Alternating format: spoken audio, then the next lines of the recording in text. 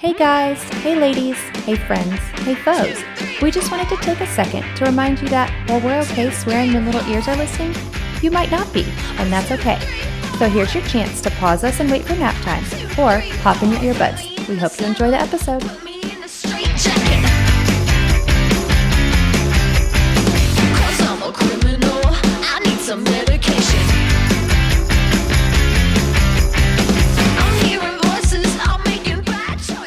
Welcome back to another episode of Done Playing by the Rules. I'm Jenna. And I'm Jenelle, and today we have a super extra special guest that I'm so excited about. I almost did the whole podcast before we started recording because I'm so excited to talk to her.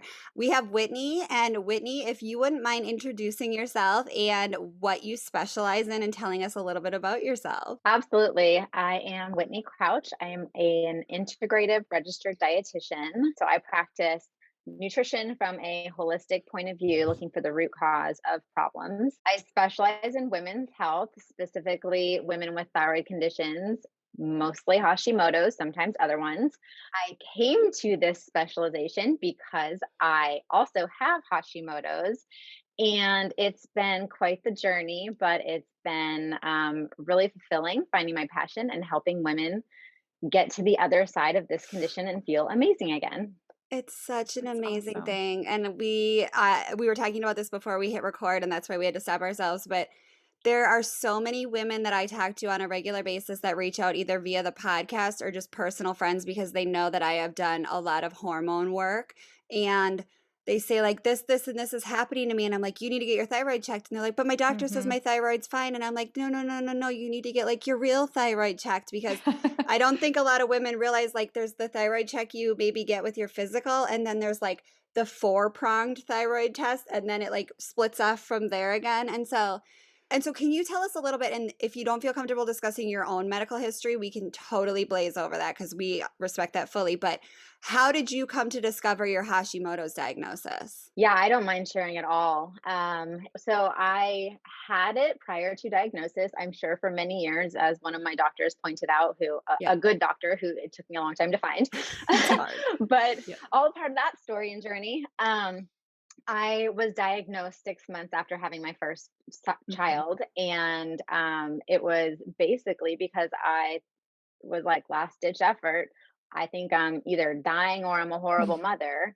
Yes. So I don't know what's going on here, but my son was also really sick for the first essentially 18 months, 2 years of his life.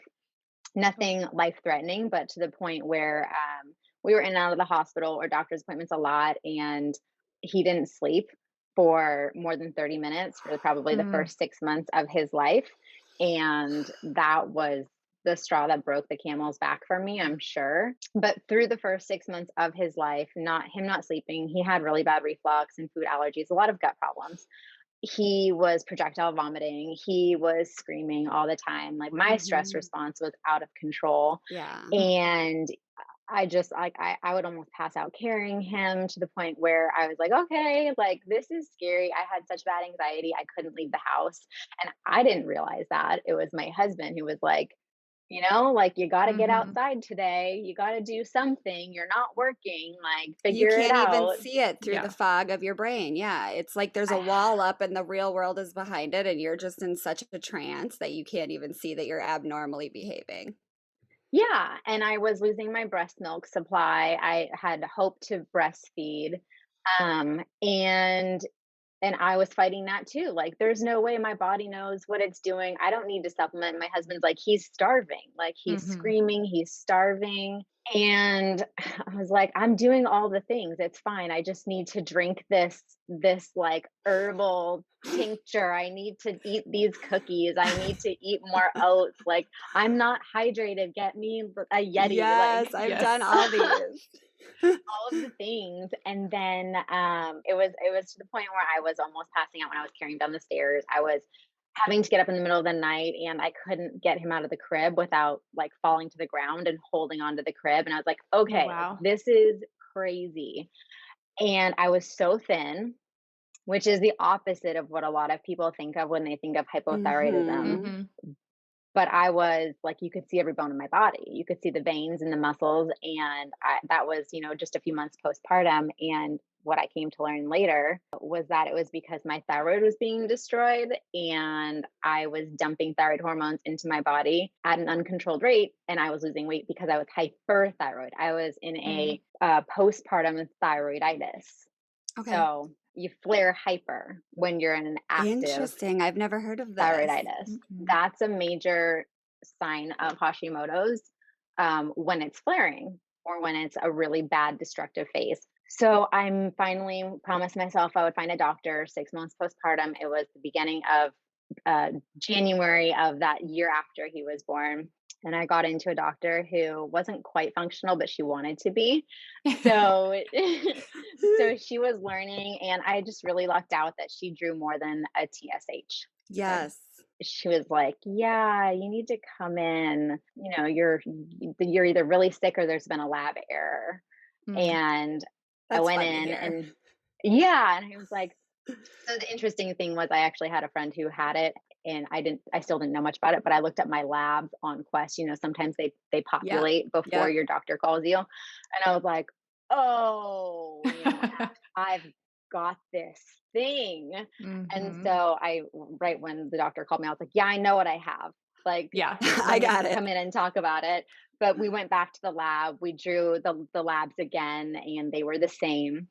And my TSH was 128. Lab range is below 3.5. Oh, wow. Yeah. Yeah. And my antibodies were off the scale. The lab couldn't measure them. So wow. I was pretty sick. And that was my diagnosis. And I went from there. So it was, I had no hair left. It was all falling out. My skin was dry. My eyes were puffy. My body was real thin. I was just a mess. Yeah. No GI symptoms. Lots of people have that. I had no warning. That is That's really interesting. Do you have a family history of any thyroid issues? So I have a personal history that I didn't know at the time, and a family history. Okay. My mom does have Hashimoto's, but we didn't know it at the time because with her age demographic, it wasn't well known. It wasn't tested for. And so once you're diagnosed with hypothyroidism, you're rarely tested for Hashimoto's. Your antibodies are not drawn. So it didn't click. And it was never made a thing because no diet and lifestyle factors were ever brought into her story. It was just take the pill. Yeah. So I was put on levothyroxine my second trimester because I asked the doctor at the end of that visit, like, "Oh, by the way, I don't feel like I have this magical second trimester energy. Like, what gives?" And they ran just the TSH and saw that my numbers were a little off, and they never tested TPO antibodies to be able to tell me that I had an autoimmune condition. And the doctor also said, "Just go off your meds 6 weeks postpartum. You'll be fine." Just never retested. Oh, wow. Yeah. Wow. Never retested. No questions about it ever again. And I didn't know enough, which is why I am so passionate about educating and having people advocate and advocating for them and telling them how to have conversations with their doctor. And if their doctor doesn't, respond well, what to do then. Okay, that's what, like all of my questions too, is because that's kind of my old OBGYN who I left in Richmond was the one that has brought this up to me and asked my new doctor here to do the TPO. And so we should probably clarify because let's start at the beginning. What is hyper versus hypothyroidism, and what is the definition of Hashimoto's in that umbrella for anyone that is just like brand new? What is a thyroid? So the thyroid is a gland in your neck, kind of like below the Adam's apple area, and it communicates with parts of your brain and then the rest of your body. It has hormones that it releases, and essentially every cell in your body needs those hormones. So if you don't have enough hormones, you're hypothyroid. If you have too much, you're hyperthyroid. Hypothyroid, when it's an autoimmune disease, is Hashimoto's. Hyperthyroid, when it's an autoimmune disease, is Graves' disease. Interesting. I didn't know. I did not know that either. I was just talking to someone with Graves' disease yesterday, I believe, and I didn't even know there was a connection there. And here's the question. For the hyper and the hypo, can you, throughout your life, flip-flop between the two at all? Okay, so once you have an autoimmune disease, you have it forever. Okay. So you can be in remission, but you will always have it. And so that means even if you're in remission, you can come out of remission. Okay. However, Hashimoto's, you can swing both ways Okay. during different times of if there's an attack, if you're having a flare, if something like traumatic happens that causes your body to freak out. And you can have both Graves and Hashimoto's. Oh, wow. Wow. Jenna and I are now like, I'm going to be up all night researching all this because this is like so okay. And that's something that else that we talked about was I'm seeing a lot posted in terms of postpartum. So this is something that we're talking a lot about women and I think affects women more typically, but I'm also seeing that it's affecting women postpartum or post-trauma event. Is that something that you're seeing as well? Yes, it's very common that it is triggered around times of hormonal fluctuations and stress. So Okay. puberty, pregnancy, and menopause. Oh, Interesting, because I've always assumed it was just menopause, and now I learned a month ago that it was pregnancy, and now I'm like, that's interesting to know puberty. So women our age that are watching their daughters come into puberty need to also be aware. So those three changes are something to watch. Yes, and get your your girls especially, but your boys too, because it can be in boys, tested around puberty for their antibodies. So keep an eye on it. Yeah, there And are some early. Sorry, go ahead. that's what I was going to ask. Are there some like telltale, this is thyroid signs? So it's kind of hard with if you're talking about puberty because so much is going on. So I would say test, don't guess. There are no really good ways that you wouldn't be confused anyway. The most obvious could be losing their hair and having really dry skin Okay. because other things, weight fluctuations are common and mood swings are common. But if there's like really low energy and just seemingly disconnected, like not really caring, then that could be part of it because there's such a brain connection. Okay. But obviously, assess everything. But obviously, all those can also just be attributed to being a teenager. However, and I mean, this is something that runs down genetic lines too. So if your teenager is my children who become thyroid straight down the whole family tree, that is something to keep in mind when they hit puberty if I start to notice really vivid markers for this. Absolutely. Yes. Get your kids tested at that point if that's a concern. If you're seeing, I mean, why not? It's just a blood test. Like, but they're see, old this is enough the at other that thing. age. Yeah, let's talk about this though, because I have so many people reach out to me and I'm not educated enough to speak to this. So when I started my journey, and so my journey in a nutshell was one day I was laying on the floor with my kids and my husband was like, okay, well, let's go down. And I was like, Josh, I feel like I can't get off the floor. And I was laying with both of them. I remember I was in my house in Richmond, Virginia, and I was so moody and I was so tired and I was sleeping like 12 hours plus like a 3-hour nap. And I felt like I physically couldn't peel my body off the floor. So when I went in, I actually went to, my husband was like, well, I'm getting testosterone he was getting testosterone for something from a hormone clinic. And he was like, come in and get your hormones checked. And so they do like a nitty gritty down to every molecule hormone check. But I'd had my TSH checked at my doctor a million times and they found nothing. And because my hair fell out a lot when I was young and like different things. And so and we have thyroid issues in my family. My sister has really aggressive thyroid issues and nothing ever showed up on my TSH. But when I went to this hormone doctor, she was like, oh my goodness, like whatever the 4 are that they tested there. And so then I brought it up again to my OB on my last appointment. And he was like, you have a family history. You're still struggling. You're still cold all the time. You're still having mood swings. He's like, I want you to get tested for Hashimoto's. And I was like, I've literally never, isn't that like a goiter on your neck? And he was like, I mean, it can be, but like, that's very simplified. Will you explain to us, starting with like, pretend it's a Christmas tree. So for people that aren't watching, so starting with TSH, which is kind of the star on top, which your doctor will do at your yearly exam. Then what does it sprout down to, which is going to get you better answers? And then explain kind of how you get into the TPO antigen testing area. Right. So the TSH is the most commonly drawn marker, and it just says yes or no, but it says yes or no with an asterisk because, well, first of all, it's a very slow reaction. Like Yeah. it's a feedback hormone, so it's a feedback loop, and it's responding to different things going on in the body. It itself is not a measure of really what's going on. Okay. So it's a screen. And then you have the free and total T3 and T4 hormones. So they're both active, but the free T3 is the most active. So you create T4 and then your body converts to T3. And Okay. T3 is what your cells want for energy. That's what they Okay. use to turn on different mechanisms. And when people take thyroid hormone replacement, it's typically T4, and then they have to convert it to T3 to use it. So that would Okay. be like your levothyroxine, your Synthroid. And then you also have your reverse T3 and your TPO antibodies, which most doctors don't know what reverse T3 is and won't order it, even if you tell them, Yep.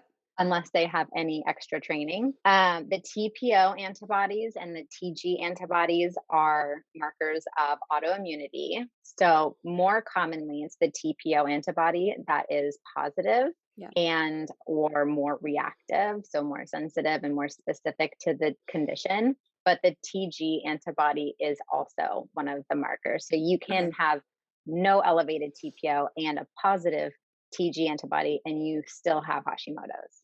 Okay, that's Okay. interesting because my order only calls for TPO, and I think that's the step that doctors are getting more familiar with. So if my TPO, and I had read that TPO could be inconclusive, you could still have Hashimoto's without the TPO coming back. And so that's something we'll put this all up on the webpage, or we'll direct you to Whitney's IG, which is like my favorite thing to read in the whole world, where she can put what all of these are and what all of they mean so that you know what to go in, because you really, this is another one of those things that we preach on this podcast. You have to advocate for yourself like you would for your kids in this situation, because it's really something that doctors kind of love. You doctors, you're doing a great job. You're medical heroes right now. Thank you for everything you're doing, but it's just a kind of sign on the dotted line TSH and go about your day. And if you feel like something is wrong and chronically wrong, you're going to want to keep pursuing this to the lower and lower levels of testing. Yeah. And something I've heard that I don't know if maybe you could touch on is that I've heard that there's some people in especially the more natural community that believe that levels kind of vary person to person. And so some people even that are borderline on these tests that say like, oh, everything's fine, but you're kind of like on the lower or higher end, depending on the test, they might feel side effects. Do you ever see that? Yes, all the time. So there's subclinical hypothyroidism, which means that it's kind of like it's like starting to be more serious. There's something there, but it doesn't necessarily mean that you need medication. Okay. And the medication is hormone replacement therapy. It does mean that you should explore what the underlying cause is of your hypothyroidism. If you know that you have a family history, then okay, like it's very likely that it's Hashimoto's or Graves', but that doesn't mean you stop there. It means that you keep digging. What were your triggers? What preceded you feeling like crap? What preceded this flare or whatever it is that drove you to go to the doctor? Was it stress? Did you get food poisoning? Like, is your gut a mess? Or have you been having really terrible sleep? Are you over exercising? Are you under eating? All these things matter, and they come into play with what your trigger is. Are you having hormonal fluctuations from other things? Like we talked about pregnancy, puberty, menopause, miscarriage. Are you having miscarriages? That's a sign and could be a cause. Interesting. I didn't If know that either. Yes, it's a lot of women who are experiencing fertility issues actually have subclinical or what's called overt, which is obvious, like lab positive hypothyroidism. So the other thing is that, as we were talking about the lab ranges and what's normal and what's not, so there's the optimal range. And a lot of people go misdiagnosed, underdiagnosed because they fall into the lab range, Yeah. but it's not appropriate for them because those lab ranges use people that actually weren't 100% healthy. That's how the data that they used, not everyone was considered 100% healthy. They were subclinical, some of them. So then not only that, there's a difference between people who are unmedicated and medicated. because Okay. people who are actually on thyroid hormone replacement usually require a tighter range to feel good, like usually between like 0.7 and 2 for their TSH, whereas people that are not medicated, they could actually be feeling great at 3.5 or 4 Wow. Okay. and not have any symptoms. So it is individualized, and people do have to pay attention, and you don't want to jump on thyroid hormone replacement without looking for a root cause, like if there's a gut issue, or like if they have had a recent miscarriage or something like that, looking into other things. Are they detoxifying well? Do they have a genetic polymorphism for like MTHFR? There are so many reasons, and they all spider web. Interesting. And what about like enlarged thyroid? Is that always an indication of something? Yeah, it can be an indication of infiltration to the thyroid, which is an attack because it's actually your white blood cells that attack in the thyroid. It's not your body attacking like TPO, like the TPO doesn't Right. attack. So Okay. so it's an enlargement there because there is an infection and infiltration, which is where the itis comes from. And thyroiditis, Oh, ITIS, interesting. at the Oh, end of a word is inflammation, Okay. infection. And the other thing would be iodine deficiency. That's where the mhm. goiters come from that people like resonate with seeing in pictures of third world countries, or, that's why a lot of our food is now iodized. That was my next question was, okay, so we've seen, and so here's where I know. I was put on NP thyroid. I'm on a pretty low dose, I believe, but it was kind of what you said. It was just like your thyroid's not good. I also was diagnosed with estrogen dominance, which has been talked about, which we can touch on again if you want to talk about that. But I've talked to so many women about my estrogen dominance. So estrogen dominance for me was discovered at the same time as my thyroid issue, and to sum it up was just I wasn't producing testosterone and I wasn't producing progesterone. And so I needed to have all three of those addressed, but I've since been taken off testosterone and taken off progesterone because my body has like recovered that part.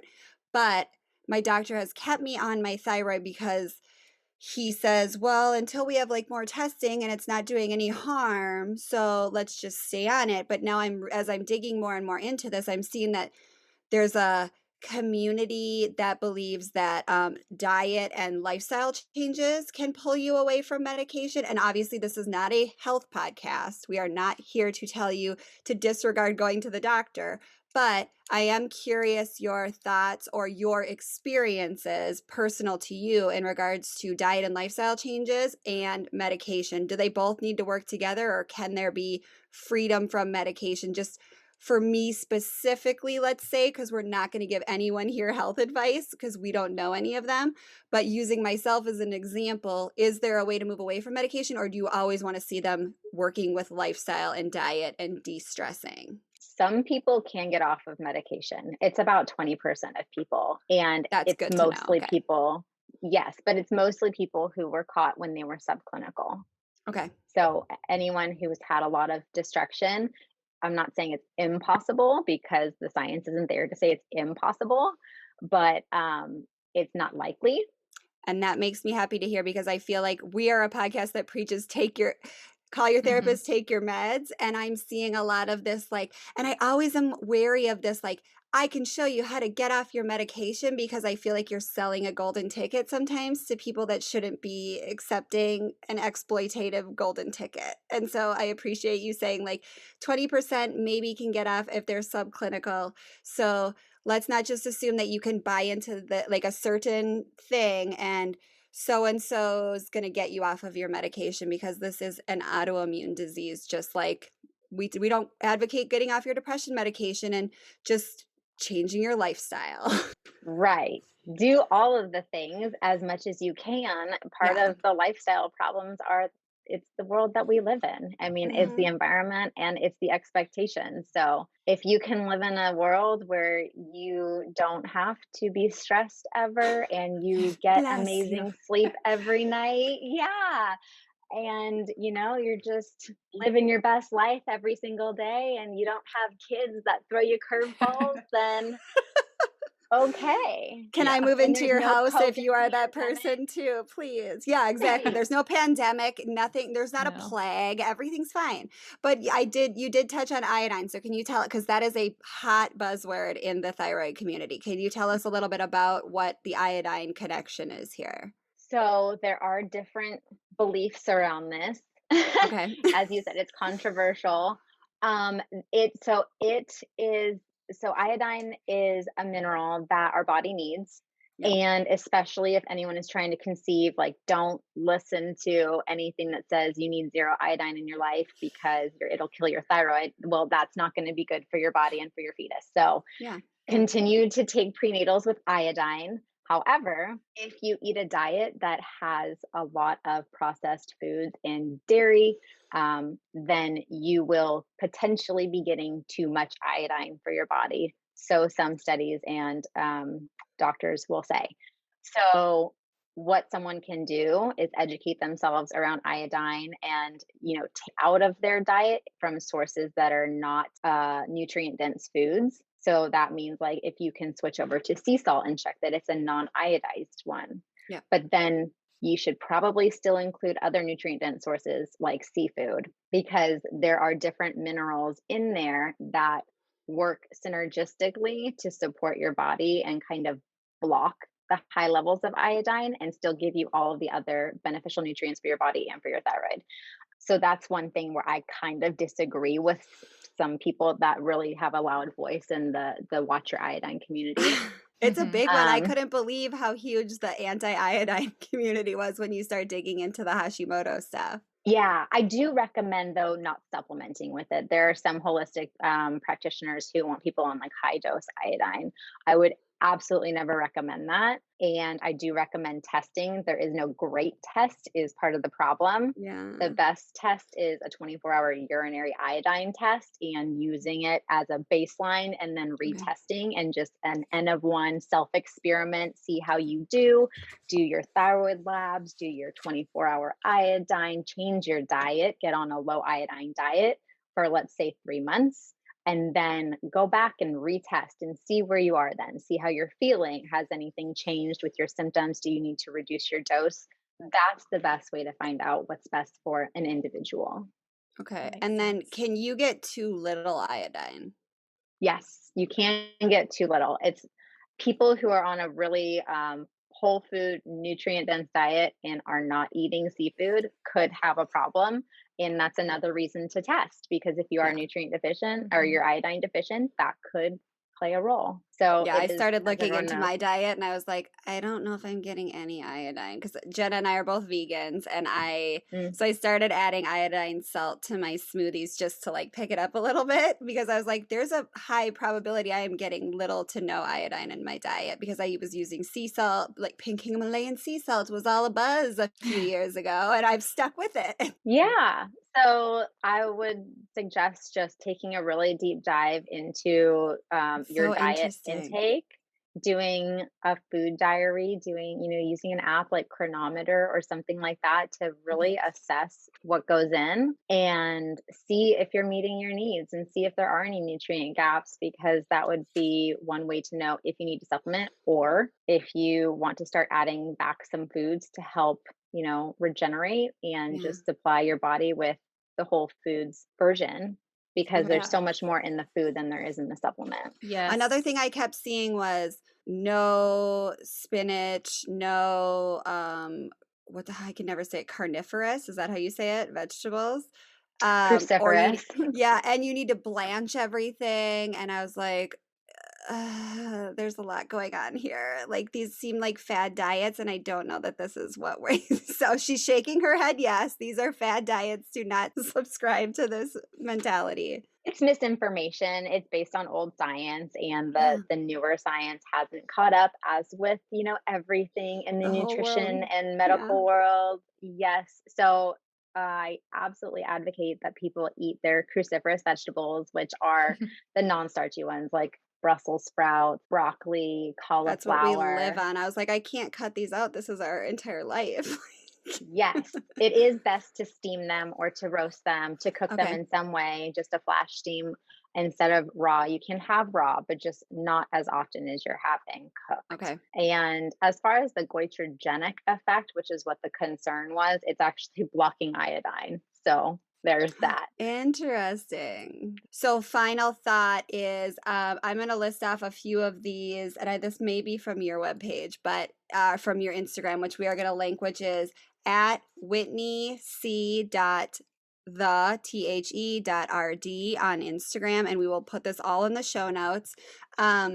Fabulous resource. So some things to look for are bloating, breast tenderness, low sex drive, mood swings, weight gain, anxiety, trouble sleeping. These are a few symptoms of estrogen dominance. Is this correct? Mhm. So that was something that I found really interesting. And before we jump into talking about what your program has to offer, I just wanted to check in so we can once more touch on the kind of hierarchy of how to doctor through this. So you go to your general practitioner. He or she ain't that interested in the story you're selling. What is our they're like, sure, we'll check your TSH. And you're like, so do you say to them, could you, which I actually called my doctor back after my appointment and was like, hey, I forgot to bring up, I need you to add a TPO to my labs. Could you put that on there? So you go to your doctor. He says, fine, I'll run your TSH, but I don't think you need to. Say, could you additionally run, and what would you say? Could you additionally run this, this, this, and this? What would your testing be? Free T3, free T4, TPO antibodies. T3, T4, TPO antibodies. Okay, perfect. And I think that is a big help. And then so say your doctor says everything looks fine, and what people don't realize, and what I also didn't realize, is you can also Quest now. Back when I was doing all this testing, you didn't really have access to all this stuff. Now you can just print it off yourself and do the research and be like, don't always pay attention to the optimal range that you see on your test reports, because the general range they give you in the report doesn't necessarily mean that you are where you need to be. When I went to the hormone specialist, she was like, yeah, this is where the doctor wants to see you, is in this like okay range. We want to see you outside of this range here, here, and here for optimal performance. And so say your doctor isn't interested, what other avenues does someone have to go down? Obviously, you will be a resource, which we will share, but what other sort of practitioner could they see to get help if their GP isn't interested? Some chiropractors can do Okay. it. And then not just GPs, but like naturopaths. Good one. Okay. Yeah. So then, Naturopath. and then That's what Jenna sees. not that this is a huge change from a GP, but people don't know about DOs. So Love a DO. yeah, a DO is like middle ground and considered your conventional kind of covered by insurance doctor. Yeah. So they can be That's great, usually more open-minded. So Yeah. so will you tell people what a DO is for people that aren't familiar with a DO? Yes, a DO is a doctor of osteopathy, and they are conventionally trained in a way that they go to medical school for 4 years, just like an MD. However, they have more holistic training. They That's are nice. recognized as a normal, physician in the Yep. United States, anyhow. And whereas naturopaths, unfortunately, it's a state by state thing, Yeah. so they may or may not be able to accept insurance. Usually, they don't. Jenna's like preaching paid to the out choir. the wazoo for it. Yeah, I mean, see it's a worth DO it. because I'm cheap, but Jenna's seeing Yeah. the naturopath. Yeah, it's worth It's it, but it it's is pricey. Yeah. Yeah, but it's a huge point to bring up, because it's a barrier for people to find care. And just like, most dietitians unfortunately can't accept insurance for things like what I cover, because insurance doesn't pay for it. They only cover chronic diseases that are not like, this isn't considered a chronic disease, a thyroid problem, which is crazy because It's 1 in so 8 women has crazy. one. Yeah. And like 1 in 8 But women can't, like me, it's not a chronic disease, but I can't get off the floor and you're going to drop your baby. Like, this isn't a chronic disease. Please, No. Jesus, help me. and that it's so prevalent that it's not just a part of the annual checkup for everyone across the board. I completely agree. It's bananas that we're just out here, 1 in 8 of us, just struggling to feel like, what is wrong with me? I'm not the mom I thought I would be, and your body is literally fighting itself to like function. And I want to add one more in there. I see a midwife pretty much for everything. I don't really have like a primary care. And so that's, at least here in Virginia, covered under insurance. And so I've been able to slip some thyroid tests through her. And that's been very helpful. I just, at my annual checkup. And one thing she does that I'm sure you do as well, and I think it's great, is she's been tracking my thyroid over the years. And so she can see That's rad. that, yes, you're in quote normal range, but your range is, I guess I might be completely wrong, declining, or the numbers are going down. And so that indicates like, we really need to watch this. And so I've been very appreciative of her. Yes, that's great. Trending everything is important because sometimes it is age related. I mean, we're all not at the point where our thyroid should be declining. Right. So I'm talking like menopause and beyond. It's normal for the numbers to go up and the person to still feel good. But so trending can also, you can start to correlate it with other conditions. Like, did I become anxious and depressed around this time and has it kind of stuck? Did I start to have GI issues around this time where I was like experiencing gas or bloating, or I got food poisoning and then it like changed the trajectory of my labs? Because that's a really easy way to see where you Yeah. start first at finding a solution. This is amazing. I love all of this. I Okay, know. but we also want to touch on, so Whitney is going to be running, what are you calling this? I'm going to call it your master class, but I'm sure you have a different name for it. And then will you tell us a little bit about what you have coming out? And it's probably going to correlate really closely to when this episode is released. So let Mhm. us know the dates and what you are offering if people want to dig more deeply into this. So I'm offering a short workshop. It's a root cause discovery workshop for people to kind of do what we've gone over, which is Mhm. using a tool that I use and that most medical providers use to figure out where problems are in the body systems. So we go through that and then we will help everyone. You know, I'll be discussing kind of what goes through my mind when I'm reading over someone's form and help them to figure out what questions they need to be asking themselves, what questions they need to be asking their doctor. And it, you know, draws out a map essentially of what body systems are most affected. So they can say, this is what's going on, and think about like this happened then, and maybe we can test this. And then if their doctor shuts them down, okay, time to move on. Find a new Yes. doctor, find a new adjunct provider like a dietitian or a chiropractor, or you know, sometimes other practitioners depending on the states can order labs, but functional medicine practitioners are usually the way to go to dig deeper. You'll be meeting with people one-on-one through this class? So this is a live workshop that I'm launching on September 9th, and anyone can register. So the landing page will be up to register for that on my Instagram and on my website. So I'll have a link from my Instagram for anyone who's listening.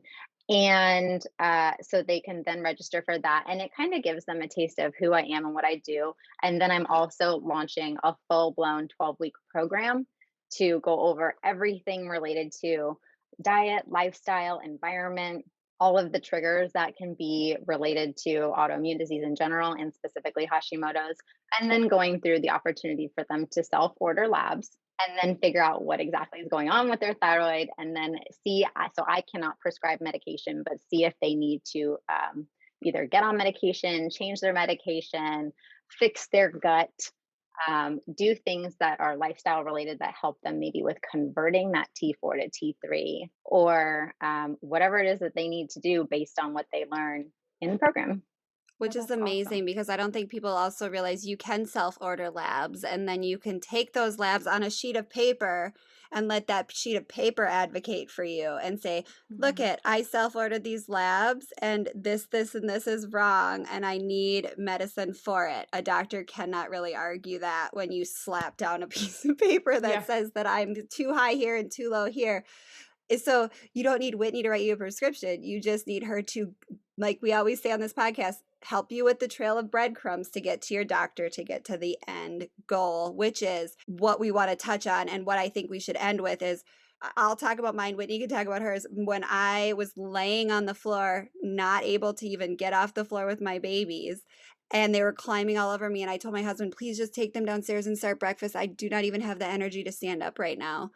And now I have the energy that I need for everything. And I feel, I mean, I still have anxiety and depression. Sorry, that's just who I am. But I am mostly functional. I am not falling asleep randomly. For the most part, am living a really healthy life. And so, will you talk a little bit? So, you were skin and bones, hair falling out, almost dropping your baby. And now, what does life look like having gone through the procedure you needed to get to a healthier place with your thyroid health? I have great energy levels. I am on medication. I am on Synthroid. My dose is stable. I just ran a 10K. I Awesome. can do what I want to do when I want to do it. I have 2 kids that are very healthy and are exhausting. So if I'm tired, it's Amen. their fault. 100. It's not my thyroid's fault. It's their fault. Yeah. And yeah, I can't, I mean, my skin is healthy. I don't have the issues that I had with acne or with dry skin, like Yes. mysterious. Why is my face peeling off? Why That's are my just knees wild, almost right? bleeding? It's all of the Mm. things. So, and that's not just from going on medication, that's diet and lifestyle. I am Mhm. gluten free. I'm Yep. very low dairy. You have to do it all. My products are clean. Just Mhm. it's an undertaking and it takes time. It is, Yeah. but to be able to go from not getting off the floor or climbing up on the side of your baby's crib to a functional lifestyle, women beat themselves up for so many things. Can we not add our thyroid trying to screw us over to the list of things that we feel like we need to beat ourselves up over because this isn't our fault? If you are exhausted and your hair is falling out and you have these symptoms, this isn't on you and it's fixable. And 1 in 8 women is experiencing it with you. And we just want to bring it to light. And so, I am super duper duper excited for your workshop, and I will be Mhm. waiting patiently for it to begin. Mm. And we'll link up all the registration on the page. Jenna, did you have any more questions? Yeah. Is your workshop just for women or men as well? It's for men as well. It's for anyone who has a thyroid condition. Okay, Amazing. perfect.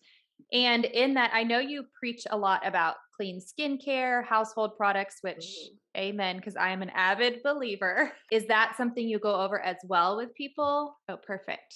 That is Jenna's like, something. and now I'm in the class. Well, I'm going to sign up everyone because that's something I don't think a lot of people realize is these things you're putting on your body and these things you're putting in your body in terms of food and surrounding yourself with daily, how they impact your body in the long term. And it's something that my husband and I believe wholeheartedly in. And Yeah, you guys are amazing at that. I'm yeah, 50% good at it, and I yeah. 50% need improvement. So I'm so into that idea. Right. We're like, our kids only sleep on organic surfaces, organic pajamas, because it's such a big organ. It's going into their whole body, and people just think we're crazy. So I'm going to be like, here, take her class. They She's an think you're expert. crazy because they know how much you spent on those organic That's mattresses, true. homie.